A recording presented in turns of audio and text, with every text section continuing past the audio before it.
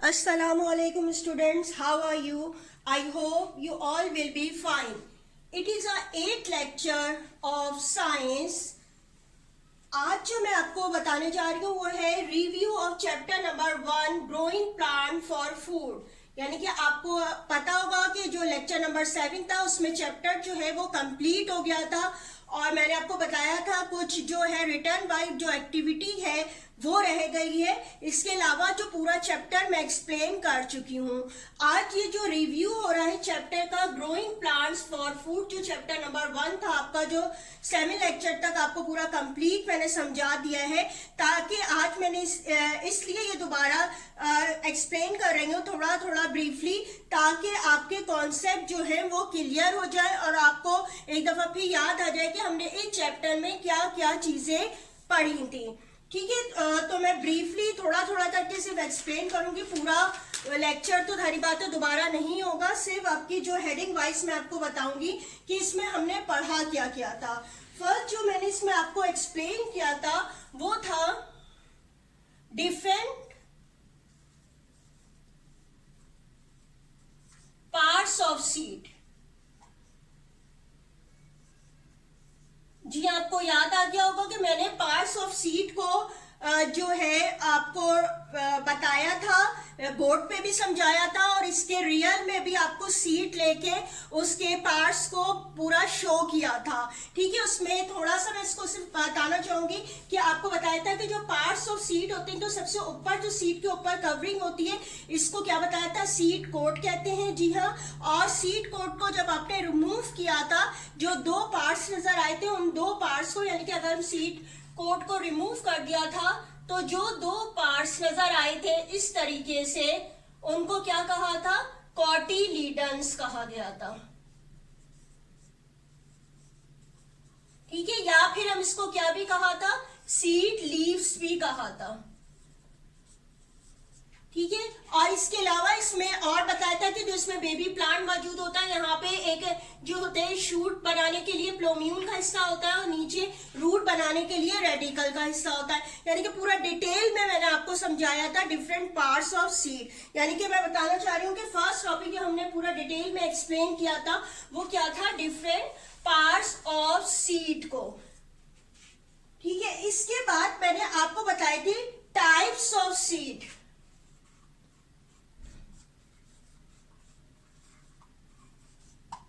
Types of seed में आपको क्या बताया था कि कुछ सीड जो होते हैं वो डाइकोटिलीडन कहलाते हैं और कुछ जो होते हैं मोनोकोटिलीडन। यानी कि मोनोकॉट सीड के हवाले से समझाया था और डाइकॉट सीड के हवाले से समझाया था। यानी कि अगर सीड कोट को रिमूव करने के बाद सीड 2 पार्ट में नजर आ रहा था तो उसको कहा था कि डाइकॉट सीड है, और अगर एक ही वो पार्ट्स में मौजूद हो, यानी कि जिस तरह राइस का एग्जाम्पल दी गई थी, तो वो क्या था, मोनोकॉट सी को शो कर रहा था।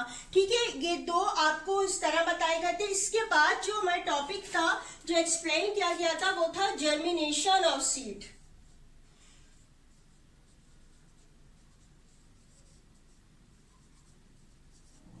जर्मिनेशन ऑफ सीड को डिस्क्राइब किया था कि the growing of a plant from a seed is called the germination. यानी कि सीड का ग्रो करना क्या कहलाता है, जर्मिनेशन। और इसकी एक्टिविटी भी बताई थी बीकर्स वाली, वही एक्टिविटी आज मैं लास्ट में आपको होमवर्क में दूंगी।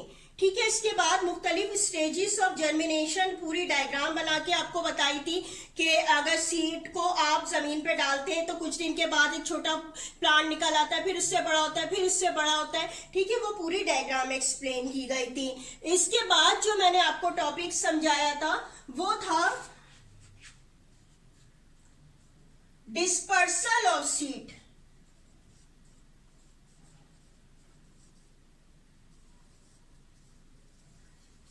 डिस्पर्सल ऑफ सीड में क्या आपको बताया था कि सीड जो होते हैं एक जगह से दूसरी जगह किस तरह से जाते हैं, ये प्रोसेस जो कहलाता है क्या कहलाता है, डिस्पर्सल ऑफ सीड कहलाता है। यानी कि सीड्स का एक जगह से दूसरी जगह जाना, डिस्पर्सल ऑफ सीड। और इसके मुख्तलिफ एजेंट बताए थे, फैक्टर्स बताए थे कि किस तरीके से सीड जो होता है वो एक जगह से दूसरी जगह चला जाता है। तो इसके जो आपको फैक्टर्स बताए थे, जी हाँ आपको याद आ गए होंगे कि कि मैंने क्या बताया था कि कुछ जो सीड्स होते हैं वो क्या कैसे जाते हैं, बाय एयर जाते हैं। कुछ जो होते हैं सीड वो किस तरीके से जाते हैं, बाय एनिमल्स भी जाते हैं। कुछ जो सीड्स होते हैं वो बाय वाटर भी जाते हैं, ठीक है, और बाय इंसेक्ट्स भी जाते हैं। और कुछ जो होती है सेल्फ एक्सप्लोजन के जरिए भी खुद ब खुद फट के बिखर जाते हैं इनके पॉट, तो सीड जो है वो एक जगह से दूसरी जगह पहुंच जाते हैं। यानी कि ये जो थे वो क्या थे, फैक्टर्स थे जो कि मैंने आपको एक्सप्लेन किए थे कि किस तरीके से सीड्स एक जगह से दूसरी जगह जाते हैं। इसके बाद हमारा टॉपिक था नंबर 5,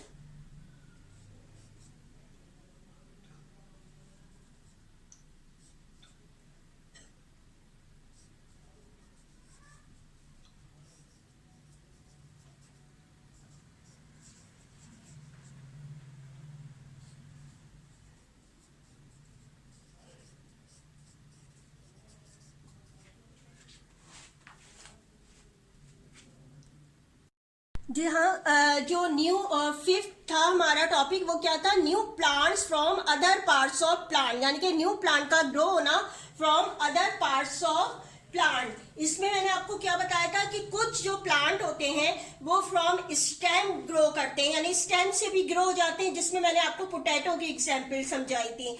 जी हाँ, इसी तरीके से फ्रॉम रूट्स, कुछ प्लांट जो होते हैं रूट से ग्रो करते हैं, जिसमें मैंने आपको एग्जाम्पल बताई थी स्वीट पोटैटो की।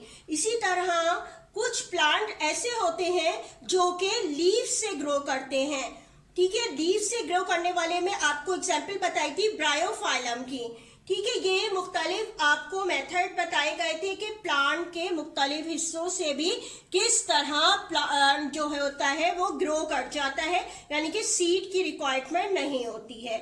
और इसके अलावा एक और मेथड बताया था कि न्यू प्लांट फ्रॉम स्पोर्स, यानी कि प्लांट जो होते हैं स्पोर्स के जरिए भी ग्रो कर रहे होते हैं, जो कि सीड नहीं होते बल्कि क्या होते हैं, सीड से छोटे और लाइट होते हैं वे, जिससे कि प्लांट ग्रो करता है।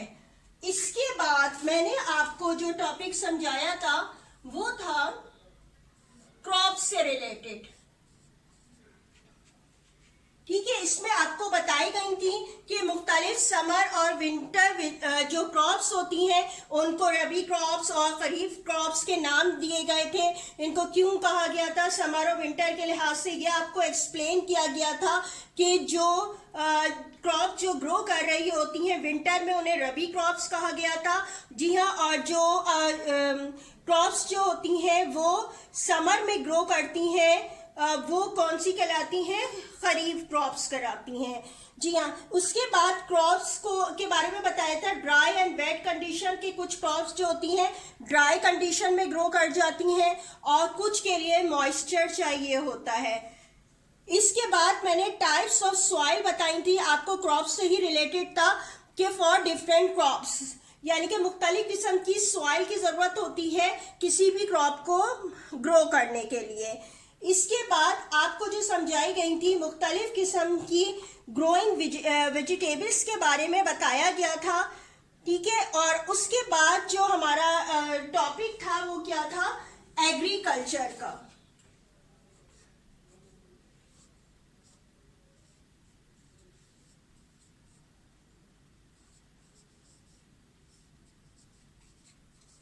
ठीक है, ये हमारा एग्रीकल्चर का टॉपिक लास्ट टॉपिक था इस चैप्टर का, जिसमें बताया था कि फार्मर किस तरीके से क्रॉप्स ग्रो करते हैं। और इसके मुख्तलिफ मैंने आपको 7 मेथड 1 बाय 1 करके पूरा एक्सप्लेन किया था, जिसमें बताया था प्लोइंग का मेथड होता है जिसमें डिगिंग अप सॉइल की जाती है। इसके बाद वीडिंग का प्रोसेस होता है जिसमें वीड्स वगैरह जो होती हैं छोटे छोटे प्लांट उनको हटाया जाता है रेक की मदद से। इसके बाद जो था मेथड था सोइंग था, जिसमें कि सीड को डाला जाता है जमीन में। इसके बाद वाटरिंग थी कि प्लांट को जो ग्रो करने हैं क्रॉप में उनको जो है वो किस तरीके का वाटर चाहिए, कि कितना चाहिए है, कम चाहिए, ज्यादा चाहिए, उनकी टाइमिंग क्या होती है। एक खास टाइमिंग में दिया जाता है। तो ये जो है पानी देने के मेथड में इरिगेशन के वाले से मैंने मुख्तलिफ आपको मेथड को एक्सप्लेन किया था। इसके बाद था फर्टिलाइजर का यूज किया जाता है, मैन्यूर का जो कि नेचुरल भी होती हैं और इसके अलावा केमिकल भी होते हैं। इसके अलावा मैंने आपको क्रॉप्स की प्रोटेक्शन के हवाले से बताया था इसी एग्रीकल्चर के स्टेप में कि लाजमी बात है कि जब क्रॉप्स ग्रो होती हैं तो उनकी केयर के लिए भी पहले से ही मुख्तलिफ किस्म के इंतजाम किए जाते हैं। इसके बाद जब पूरी क्रॉप जो होती है तैयार हो जाती है तो इसको लास्ट मेथड आपको समझाया था मैंने। लास्ट मेथड जो आपका है वो क्या समझाया था आपको, स्टोरिंग का। ठीक है, एग्रीकल्चर के यानी कि किस तरीके से जो है वो स्टोर किए जाते हैं सीड। ठीक है, ये मुख्तलिफ मेथड स्टेप बाय स्टेप जो है एग्रीकल्चर की वो मैंने समझाए थे। यानी कि पूरा का पूरा चैप्टर आपका जो है वो धरी बातें प्लांट से रिलेटेड था। उसमें सीड का बहुत इंटरेस्टिंग टॉपिक था जो आपको करके भी दिखाया था और सारे जर्मिनेशन वगैरह जो है स्टेप बाय स्टेप मैंने डायग्राम के उससे आपको शो किया और मुख्तलिफ पिक्चर्स भी आपको वेजिटेबल समर विंटर की जो है लेक्चर के दौरान आपको दिखाई गई थी। ठीक है, ये पूरा चैप्टर था जो कि एक्सप्लेन किया गया था। अब आ जाते हैं उसकी तरफ जो आपने काम किया है कॉपी पे। ठीक है, पहले तो जाहिर बात है जो स्कूल से आपको काम मिलता था क्लास वर्क अलग होता था और जो है फिर होमवर्क होता था। अब तो लाजमी बात है एक तरह से देखा जाए तो सारा का सारा बेस होमवर्क ही हो गई आपकी, जो आपको यहाँ दिया भी जा रहा है तो आपको वो करना है। तो लाजमी बात है अब जो घर में ही बैठ के सारी सी बातें सब कर रहे हैं तो पूरा का पूरा एक तरह से होमवर्क ही है जो आप लोग कर रहे हैं। और मुझे खुशी हो रही है कि आपको बताते हुए कि बास स्टूडेंट बहुत अच्छा इसको कर रहे हैं, दिखा भी रहे हैं इसको बार बार। हर दफा जब भी लेक्चर होता है उससे पहले वो दिखा रहे होते हैं कि हमने ये काम किया है। तो इससे अंदाजा भी हो रहा है कि आप लोग घर पे भी जो कर रहे हैं और यकीनन जो समझाया जा रहा है आहिस्ता आहिस्ता आप और ज्यादा उसको अच्छा करेंगे। अभी जो मैं बताने जा रही हूँ आपको कि आपके जर्नल में क्या क्या काम आपका आप मौजूद होना चाहिए यानी कि इस एंड पे, तो उसका भी एक रिव्यू कर लेते हैं ताकि आपके कॉन्सेप्ट क्लियर हो जाए। और अगर किसी का कोई मिस हो गया है क्वेश्चन तो दोबारा लेक्चर देखें और जो है उसको लिखने की कोशिश करें। ठीक है, अगर हम देखें कि आपके जर्नल का वर्क क्या क्या था।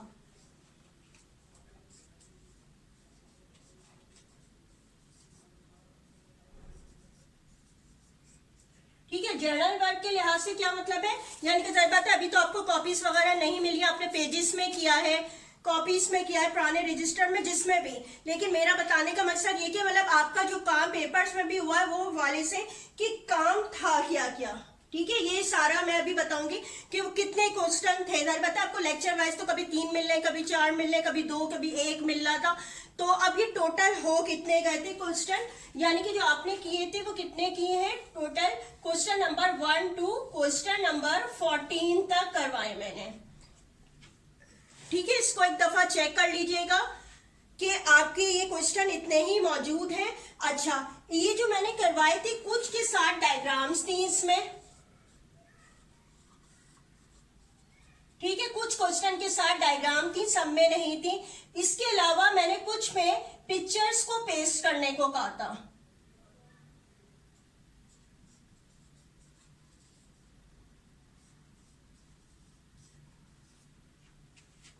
ठीक है, पिक्चर्स पेस्ट की थी आप लोगों ने और मैंने कहा था कि जिसके साथ मैं ड्रॉ करने को कहूं तो वो ड्रॉ करें और जो मैं आप लोगों को कहूं कि आप पेस्ट करें तो सिर्फ उसको ही पेस्ट करें, क्योंकि इसकी भी है कि सारी सी बात है कि आपको एग्जाम में दिया जाएगा तो सारी जो ड्रॉ करने वाली होती है वही दी जाती है, जो पेस्ट वाली होती है फिर वो नहीं दी जाती हैं।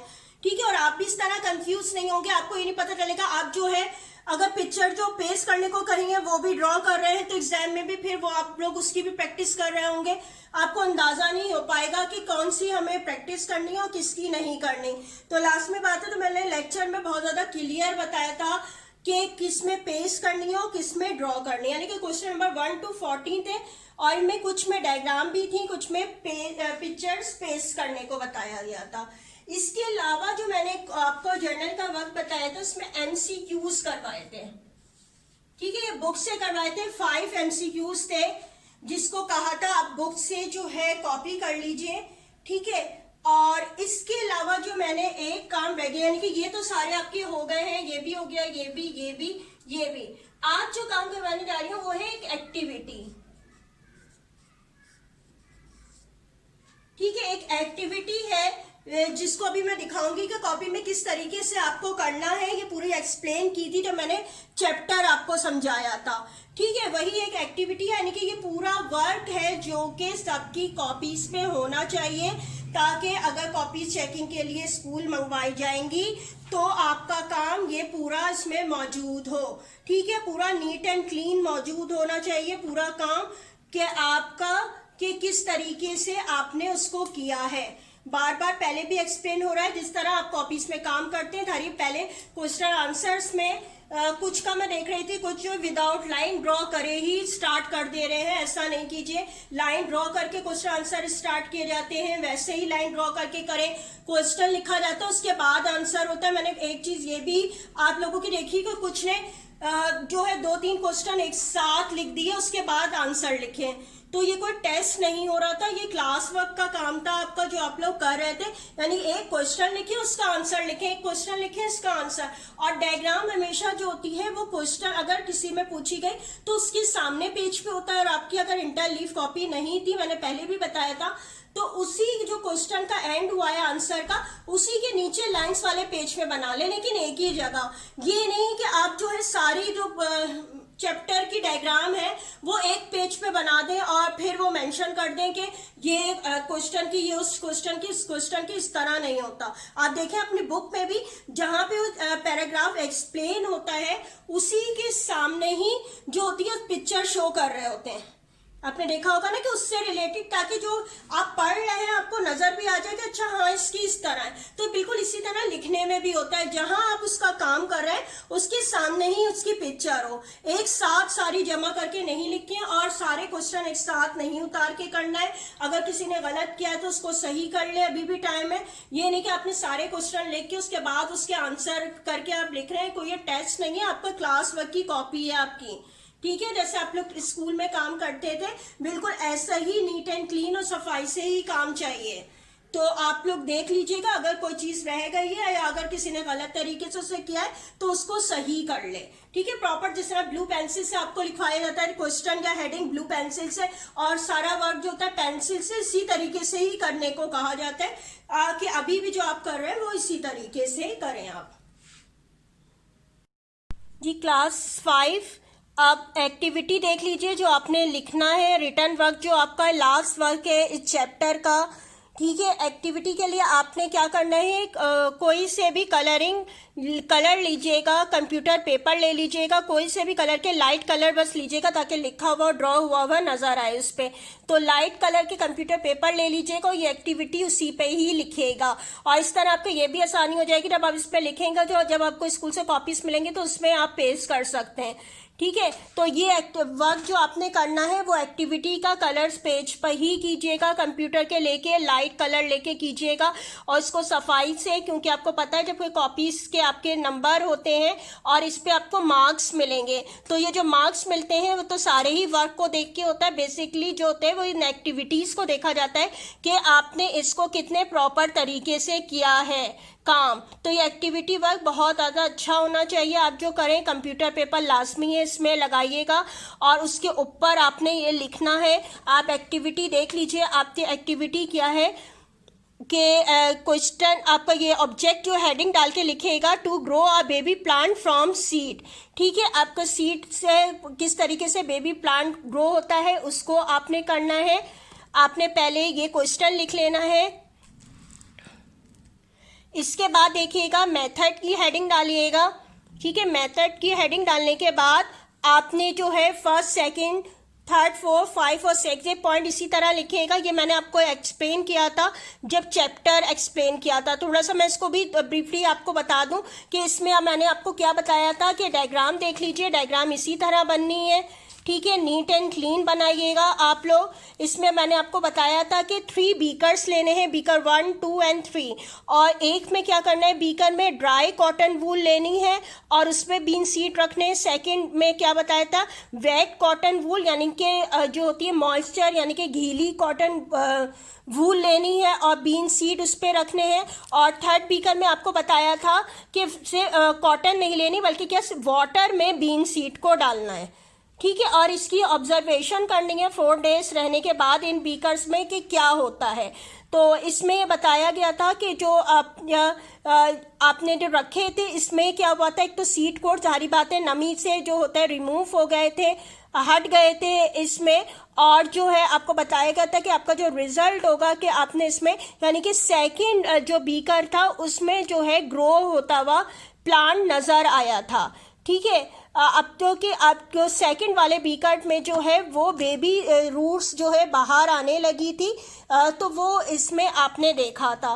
तो ये आप इसी तरीके से देख लीजिए इसकी ऑब्जर्वेशन और रिजल्ट। और कंप्यूटर पेपर्स पे आप पहले लाइंस को ड्रॉ कर लीजिएगा स्ट्रेट लाइन और फिर नीट एंड क्लीन उसको लिखिएगा, ठीक है।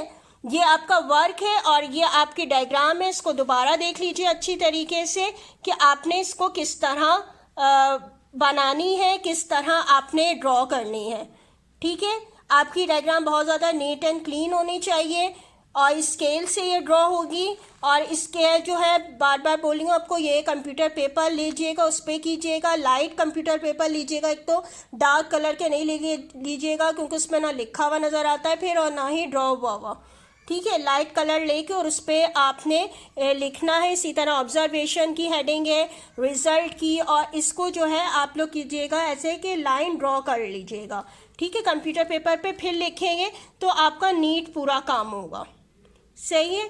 ये आपका लास्ट वर्क था एक्टिविटी का, ठीक है। मैंने क्वेश्चन 1 to 14 करवा दिए कॉपी में आपके जर्नल के लिए, डायग्राम थी, पिक्चर्स थी, MCQs और लास्ट ये एक्टिविटी। ये पूरा का पूरा चैप्टर कंप्लीट हो गया है कॉपी के जर्नल या जर्नल के काम के समय, ठीक है। अब नेक्स्ट जो आपकी क्लास होगी तो उसमें जो है न्यू चैप्टर इंशाल्लाह स्टार्ट करेंगे। थैंक यू एंड अल्लाह हाफिज़।